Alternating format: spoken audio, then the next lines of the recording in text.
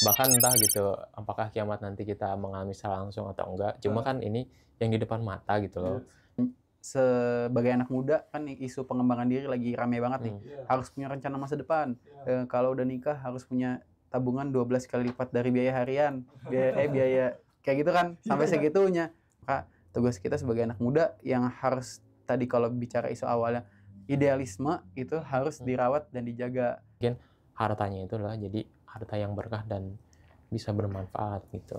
Mungkin intinya itu sih ya Kang, kalau dari pemahaman saya. Dermawannya Nabi Muhammad SAW tuh ketika Ramadan itu bagai hembusan angin.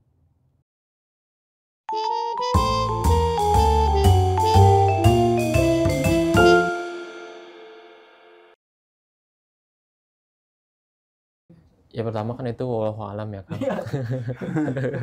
Bahkan entah gitu, apakah kiamat nanti kita mengalami secara langsung atau enggak, cuma kan ini yang di depan mata gitu loh.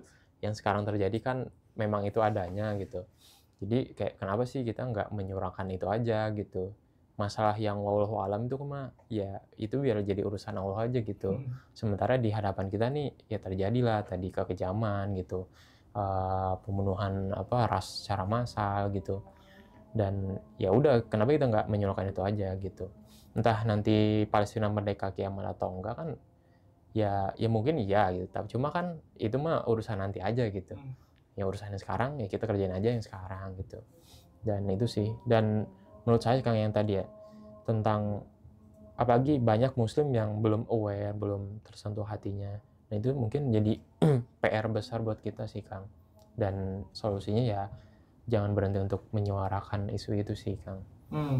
Mungkin kalau di aku gitu sih. Oke, berarti ya mau itu ada ibaratnya ada omongan obrolan kopi yang bilang kalau Palestina merdeka itu kiamat ya kita mah nanti aja lah itu mah ya gitu. Kita ya obrolin yang terjadinya aja gitu ya. Yang nanti mah ya nanti aja gitu. Toh kalau kita seorang muslim yang taat ngapain juga harus ibaratnya ngapain ya takut harus maksudnya ngapain juga harus itu jadi permasalahan itu kan qadar dan qadar hal yang bakal terjadi yang nggak bisa dihindari gitu dihindari gimana sedikit sih Kang sebenarnya sederhana ya buat jadi pengingat untuk kita tuh harusnya tuh kita tuh rajin-rajin nanya sama diri sendiri sih Kang ini ada suatu konflik gitu suatu saudara kita nih dibunuhin gitu nah posisi kita tuh di mana sih gitu iya benar. Ini misalkan kalau nanti Allah nanya gitu ke kita, ini gimana saudara kamu dibunuh gitu? Apakah itu ada di posisi yang menentang hal itu gitu, prihatin akan hal itu, atau bahkan jangan sampai itu masuk golongan orang-orang yang mendukung gitu, yang mendukung kekejaman itu gitu. Sebenarnya itu sih pertanyaan simpel yang harusnya tuh setiap musim setiap orang tuh nanya itu sama diri sendiri gitu, tanpa perlu harus gerakan apa atau ikut isunya secara langsung atau gimana. Minimal mah pertanyaan itulah gitu ditanyain dulu sama diri sendiri gitu tanpa mempedulikan kiamat atau enggak gitu. Iya betul Gitu sih. Karena saya kenal beberapa teman yang udah kalau di Sunda tuh poek soal kiamat soal kematian karena memang udah di taraf pasrah ya udah bukan aduh gimana ya karena menurut saya kalau misalnya kita terpaku sama satu hal yang belum terjadi itu menghambat diri sendiri kayak besok takut mati jadi sekarang nggak mau kemana-mana diem aja di rumah takut ke geleng truk takut apa atau takut kiamat ya udahlah Palestina mah biarin aja kayak gitu jangan dulu merdeka karena nanti kalau merdeka kiamat nanti kan nggak berkembang gitu hidupnya gitu aja gimana nih Kang Kang Fajar. Nah sebenarnya nambahin aja sih kalau kita kan di Muslim ada zikir pagi petang Kang, zikir pagi petang. Kalau salah satunya tuh Allahumma inna na'udzubika minal ham wal hazan. Jadi berlindung dari kesedihan masa lalu dan kekhawatiran akan masa depan. Nah makanya seorang Muslim itu sebenarnya boleh banget nih kalau sebagai anak muda kan isu pengembangan diri lagi rame banget nih. Harus punya rencana masa depan. Kalau udah nikah harus punya tabungan 12 kali lipat dari biaya harian. Biaya kayak gitu kan sampai segitunya. Tapi sebenarnya kalau kita lihat kita kenal dalam Islam nggak segitunya kok yang diajarin kayak gitu. Malah kita diajarin untuk sedekah gitu. Kalau kita lihat contohnya bagaimana para sahabat dulu yang sangat begitu kaya gitu ya. Apakah benar ditabung gitu kan? Harta-hartanya kalau kita lihat Nabi Muhammad SAW tuh beliau kaya tapi miskin, tapi kaya tapi ya itu kan sedekahnya sedekah orang kaya gitu kan. Nah makanya kalau kita ngelihat itu ya kita nggak perlu urusin urusannya Allah kayak gitu kan.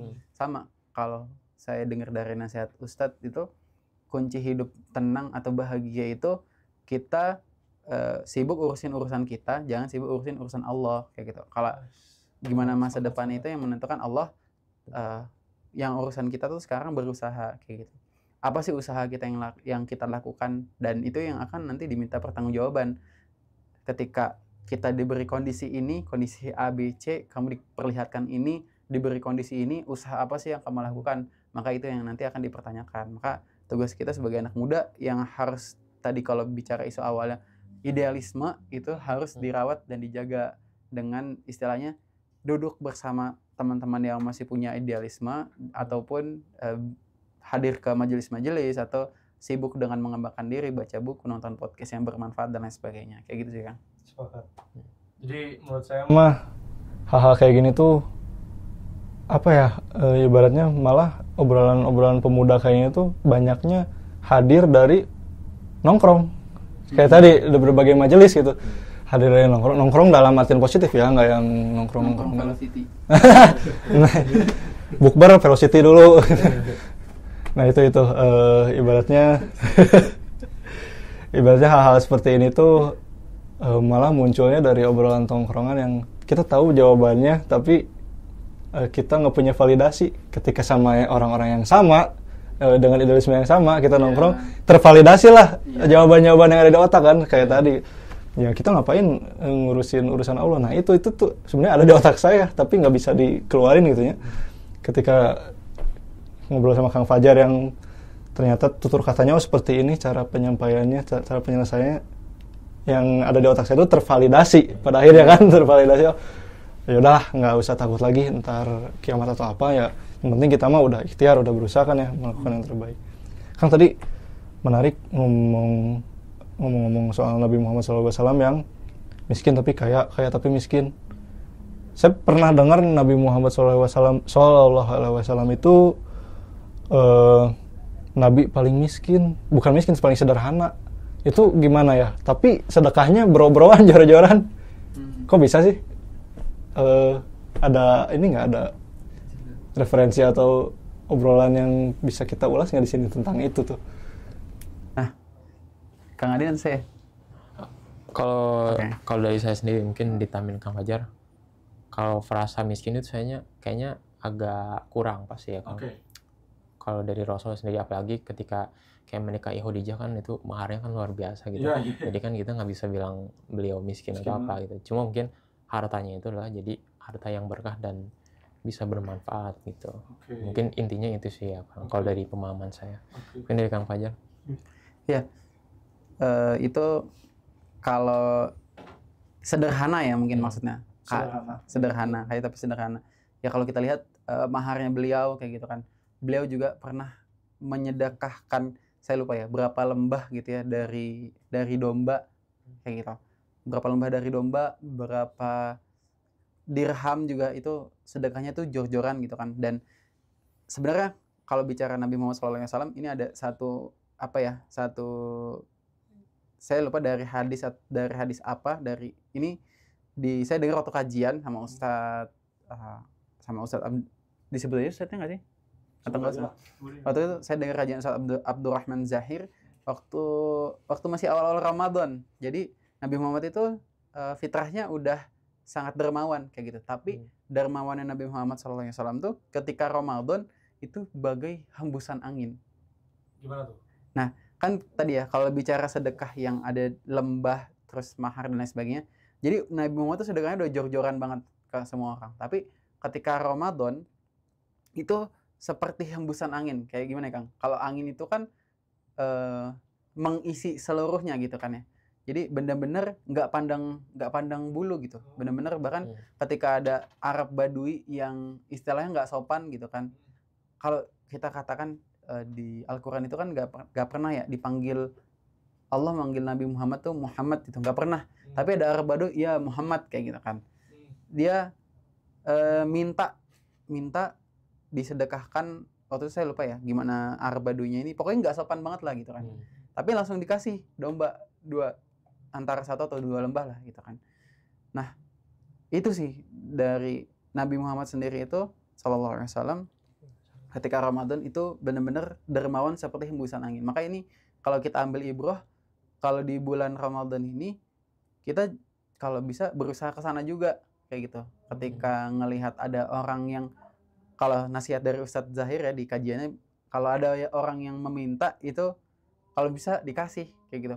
Walaupun sesedikitnya gimana pun itu kayak gitu. Jadi saya juga berusaha nih Kang. Jadi kalau ada sebuah pesan yang nyampe ke saya dari teman-teman atau apa, dari teman ada proyek kebaikan nih kayak gitu, bisa ikut bantu nggak kayak gitu. Jadi itu tuh langsung kepanggil lagi kajian yang itu, kayak Nabi Muhammad tuh sedermawan hembusan angin. Nanti saya dipertanggungjawabkan kayak kita mau ikutin Nabi Muhammad SAW, tapi ternyata kita masih terlalu cinta dengan harta.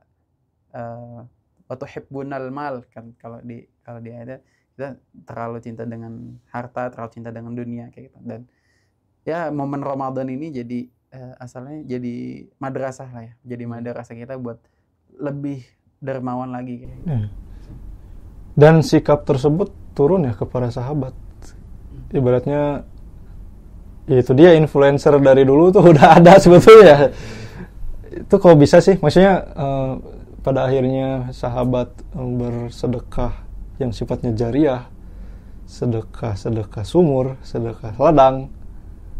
Itu gimana pada akhirnya mereka pada berlomba-lomba ngikutin Nabi Muhammad SAW. Kita sedekah. Bahkan ada kisah yang saya tahu tuh, beliau tuh udah nggak punya apa-apa lagi, sampai mewakafkan baju perangnya kalau nggak salah. Kisah siapa ya? Sahabat siapa? Iya kalau nggak salah. Yang mewakafkan baju perangnya saking pengen mati dalam keadaan nggak punya beban dunia gitu. Nah itu gimana tuh, Kang? Gimana pada akhirnya seorang influencer bisa ya menginfluence hal baik gitu? Kok bisa sih gitu? Dan itu udah dilakukan zaman dulu kan ya? Nah,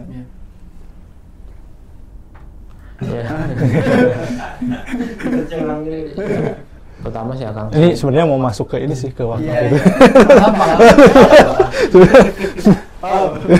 Prinsipnya mungkin di Islam jangan biarkan harta itu mengendap gitu ya. Jadi harus mengalir, harus berjalan gitu. Ya sama kayak prinsip Kebaikan yang mengalir. Kebaikan yang mengalir, betul. Dan berdampak nyata.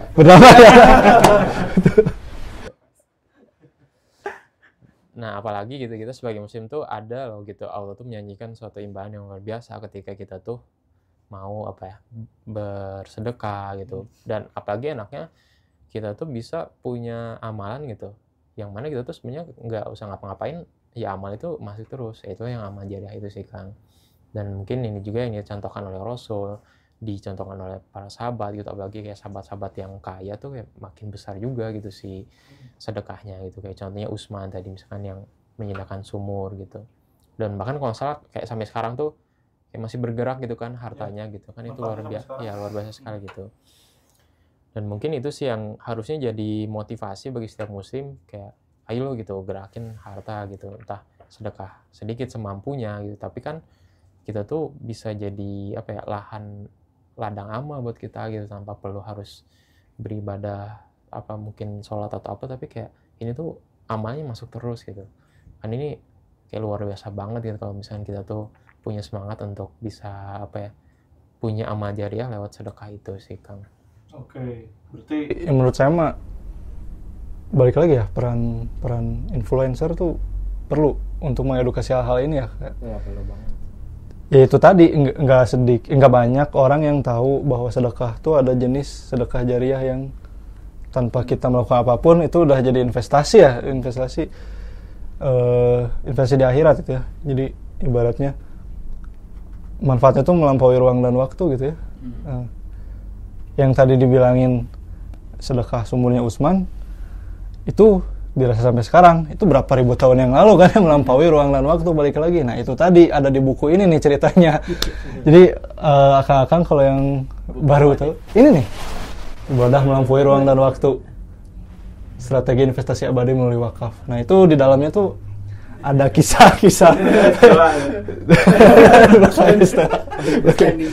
Ya, sering istilah. Tuh di dalamnya tuh ada contoh kasus nih, kisah-kisah perihal sedekah jariah yang Masya Allah gitu ya, dari zaman sahabat sampai sekarang, dan zaman berapa ribu tahun sampai sekarang tuh masih.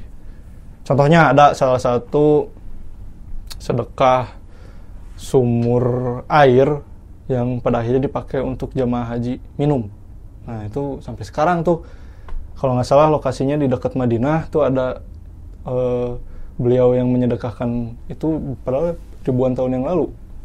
Tapi sekarang sampai detik ini oleh jamaah-jamaah haji, jamaah-jamaah umroh itu bisa dimanfaatkan gitu si air minumnya ya. Dan Masya Allah, bayangin pahala yang ngalirnya ya sampai sekarang tuh. Nah menurut Kang Fajar tuh gimana sih menginfluence anak muda untuk aware soal sedekah jariah? Kita ambil di contoh kasus apa dulu nih, atau kita ambil di isu apa dulu nih untuk aware? Oke. Nah gini sih Kang, paling kalau bicara kenapa anak muda belum aware sedekah jariah, itu pertama mereka hatinya belum tersentuh kalau itu tuh mengalir itu pahalanya gitu, belum pernah istilahnya diilustrasikan gitu ya. Nah sebenarnya waktu itu pernah sih yang sedekah sumurnya sahabat Utsman itu pernah, waktu itu dihitung ya, itu udah berapa mengalirnya, berapa miliar apa triliunnya gitu ya, sama seorang ustadz kayak gitu ya. Nah itu kan jadi lebih kegambar gitu ya. Ini kan kalau buat anak muda yang istilahnya apa-apa serba instan kayak gitu ya, kita mesti cekokin. Terus kalau misalnya kalau saya contohnya nih, saya tuh sangat kesentuh kalau kenapa sih harus benar-benar sholat ke masjid. Ternyata sekali sholat ke masjid berjamaah itu di awal waktu itu tuh bisa ngebedain belasan ribu tahun masuk surga. Jadi derajat surganya tuh bisa sampai berbeda belasan ribu tahun. Itu waktu itu dihitung sama Ustadz Khalid Basalamah menghitung. Jadi saya benar-benar ketampar kalau mau sholat di rumah. Ternyata sekali sholat di masjid itu akan ngebedain belasan ribu tahun kayak gitu. Berarti lebih cepat masuk gitu. Lebih cepat masuk surganya kayak gitu. Nah, mungkin mohon maaf ya, antara lebih cepat atau derajatnya gitu ya. Belasan ribu tahun, pokoknya nanti coba dikonfirmasi lagi. Nah, itu pertama dari segi kayak belum aware-nya. Kedua, kalau yang udah aware, ini tuh suka lebih berhati-hati.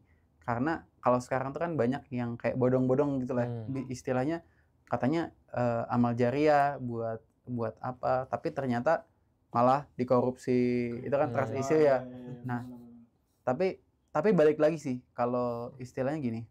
Ya pertama cari yang kredibel ya, pasti yang udah wakaf saluan salah dulu yang berdampak nyata gitu kan, udah nyata kan dampaknya kayak istilahnya dari kita lihat portofolionya. Jadi dari sejauh ini kan itu benar-benar menuju ke penerima manfaatnya kayak gitu. Nah sama satu lagi sih Kang, kalau istilah gini,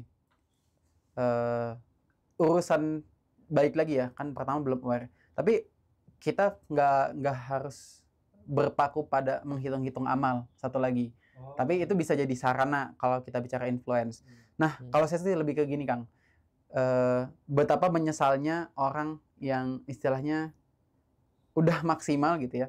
Ini saya teringat satu hadis, yang suatu kisah salah seorang sahabat yang istilahnya tuh dia selalu sholat subuh di shaf 1 ya, waktu itu bersama Rasulullah, dan tiba-tiba beliau nggak ada. Jadi beliau tuh selalu, dia tempatnya itu beliau itu ngambilnya kalau nggak salah di pojok kanan atau pojok kiri gitu, supaya orang lain masih bisa ngisi, tapi dia datangnya duluan. Tiba-tiba beliau nggak ada waktu itu ketika sholat berjamaah, dan akhirnya Rasulullah dan para sahabat nih, kalau nggak salah Rasulullah tuh nanya, mana nih beliau? Yang sahabat pada nggak ada yang tahu kayak gitu kabarnya. Ternyata ada yang satu orang yang ngasih tahu rumahnya beliau. Nah ternyata perjalanan akhirnya didatengin kan ke rumahnya. Rumahnya beliau tuh jauh banget Kang, jauh banget istilahnya, perjalanannya panjang banget. Tapi beliau tuh selalu dapat shaf 1 ketika sholat di masjid tuh, selalu datang duluan kan. Kita bayangin ya, kita yang orang Indonesia yang masjidnya udah tinggal berapa meter, berapa ratus meter. Nah beliau ini ketika nyampe itu jadi ada istrinya lagi di halaman rumahnya, kalau nggak salah lagi entah berkebun atau bersih-bersih. Rasulullah datang dan nanya, kemana si Fulan kayak gitu. Ya Rasulullah gitu kan, Fulan ini baru saja meninggal kayak gitu. Nah, oh iya gitu kan, makanya dicariin kan, kenapa nggak udah nggak sholat ke masjid lagi. Nah, tapi si istrinya ini nanya ke Rasulullah, tapi beliau sebelum meninggal itu beliau berteriak 3 hal. Nah, saya nggak tahu nih apa nih kayak gitu. Akhirnya ditanyakan ke Rasulullah. Yang pertama, saya nggak tahu persisnya, tapi kayak kurang lebih kayak gini. Ya Allah, kenapa nggak lebih jauh? Kenapa nggak lebih baru? Sama yang ketiga, kenapa nggak semuanya? Antara kenapa nggak semuanya atau kenapa nggak lebih banyak ya? Nanti dicek lagi. Nah, akhirnya Rasulullah menjelaskan kayak gitu kan. Si sahabat ini ternyata dari yang pertama ini, ya Allah kenapa nggak lebih jauh? Jadi ketika dia mau sakaratul maut, orang itu kan diperlihatkan amalannya ya, bagaimana amalannya itu akan menunjang dia di akhirat kayak gitu kan. Nah, dia tuh sampai menyesal Kang. Kenapa nggak lebih jauh? Perjalanan dia ke masjidnya, kenapa nggak lebih jauh? Padahal itu udah jauh. Padahal udah jauh banget. Saya lupa itu seberapa jauhnya tuh, boleh dicek, itu jauh banget asli kayak. Nah, yang kedua, kenapa nggak lebih baru? Jadi waktu dia lagi perjalanan ke masjid, dia tuh pernah ketemu seorang yang saya lupa dia nggak punya baju atau bajunya tuh udah rusak dan lain sebagainya, kedinginan kalau nggak salah ya. Jadi akhirnya dia kasih baju dia, tapi dia kasih baju dia tuh yang di luar. Kalau yang di luar itu kan yang lebih kotor ya. Nah, sementara dia menyesal, kenapa nggak dia kasih baju dia yang di dalam yang lebih baru kayak gitu. Yang ketiga, kenapa nggak semuanya? Orang, saya lupa antara masih orang itu yang sama atau beda orang lagi. Orangnya kan kelaparan, entah kelaparan atau kedinginan gitu ya. Dia punya roti. Nah, itu tuh dia bagi dua, dia kasih ke orang itu. Nah, dia tuh menyesal, kenapa nggak semuanya? Nah, itu gambaran dia, si orang ini yang istilahnya tuh, ya amalannya jangan ditanya ya, derajat surganya gitu ya. Tapi dia masih menyesali amalannya, kenapa nggak lebih banyak saat itu, ya gitu. Nah, ini jadi tamparan bagi kita juga gitu. Kalau dalam, misalnya, jor-joran dalam beramal, karena seberapa kaya kita, seberapa banyak harta kita, bukan berapa yang kita miliki, tapi berapa yang kita infakkan, gitu. Iya, dalam ini. Saya juga ini kayak agak terharu banget waktu mengingat-ingat lagi ya. Itu. Dan mungkin jadi reminder juga sih Kang, ibadah kita tuh selama kita dari balik gitu kan melakukan ibadah tuh kayaknya nggak bakal cukup loh gitu untuk mengantarkan kita tuh ke surganya Allah gitu. Ya apalagi kalau dibandingin sama ibadahnya para sahabat, ulama dulu kayaknya jauh banget lah kita tuh ya. Jadi dengan sedekah itu bisa menambah gitu amalan-amalan yang ya ibadah kita sendiri aja kan belum jelas gitu diterima atau enggak gitu dan sebagainya. Makanya lewat beramal inilah salah satu ikhtiar kita untuk bisa ibaratnya kayak menambah amalan-amalan tadi gitu. Atau bahkan mungkin ya harapannya dengan sedekah ini tuh bisa membawa kita ke surganya Allah gitu kan. Ibaratnya yang main quest-nya, kuncinya ridho sih Kang. Kayak gini, manusia nggak bisa masuk surga karena amalnya, tapi karena ridho Allah kayak gitu. Nah, cara mengikhtiarkan ridhonya itu ya dari banyak hal, dari bantah amalan kita atau sedekah kita gitu sih. Dan ya kalau saya juga satu lagi ya, kayak tadi yang hembusan angin, yang orang yang nggak lebih baru, nggak lebih jauh, sama yang satu lagi yang istilahnya, saya yang paling ngerasa kenapa saya harus bersedekah atau berinfak, berwakaf itu ketika kita khilaf atau berdosa gitu. Karena kan saya lupa dalilnya seperti apa, tapi sedekah itu memadamkan dosa seperti air memadamkan api kayak gitu. Jadi memang ada, kalau saya melihat banyak contoh orang-orang soleh atau guru-guru saya yang beliau tuh punya konsekuensi ke diri sendiri. Kalau udah ngelakuin dosa, dia akan infak kemana gitu. Terlepas dari ada yang kafarat atau apa, tapi ini yang untuk diri sendiri. Kalau saya istilahnya nggak murojaah Quran, atau kalau saya nggak ke masjid berapa kali, atau saya nggak saya akan sedekah kayak gitu. Nah, itu sih bentuknya kayak gitu. Menebus keburukan dengan kebaikan gitu. Kebayang lah. Ya ibaratnya orang kayak saya nih ya, harus dikasih penjabaran kuantitatif. Jadi ibaratnya biar kebayang gitu. Kalau bahasa ibaratnya bahasa pemudanya ya kayak gitu, dijabarin, digambarin lah ya, diinfografisin lah ya kalau visual tuh. ini ganjarannya ini ganjarannya ini, kalau nggak ini berarti ini, kalau melakukan ini berarti ini. Nah, itu sih lebih enak menurut saya untuk menginfluence anak-anak muda untuk bersedekah jariah ya. Terutama kita tahu sedekah jariah itu kan yang long term atau yang panjang ininya ya, sustainable. Nah, balik lagi ke Palestina, itu kita tuh bisa loh gitu menanam hal itu di saudara-saudara kita di sana gitu, karena yang saya udah lihat sebelumnya gitu ya, dan yang saya udah kerjakan di Wakaf Salaman ini, saya pernah bikin ibaratnya promosi atau iklan soal sedekah jariah bangun sumur air di Palestina, atau bangun rumah sakit Palestina, atau menyediakan unit ambulans yang manfaatnya besar dan panjang gitu. Dan itu tuh Masya Allah langsung banyak gitu yang minatnya gitu, karena saya sendiri yang bikin copywritingnya, saya menjelaskan gitu bahwa ketika kamu membangun sumur itu ingat loh, manfaat air tuh luas, bisa merubah hidup orang, dan itu bisa bisa bermanfaat lama untuk pemberinya. Bahkan ketika kita udah meninggal, air tersebut masih diminum sama saudara-saudara kita di Palestina, itu ya jadi amal jariah terus gitu, ngalir. Dan rata-rata kan yang tertarik tuh yang pengen berwakaf atas nama orang tuanya gitu, kayak orang tua saya sudah meninggal gitu, apa nih yang bisa saya lakuin.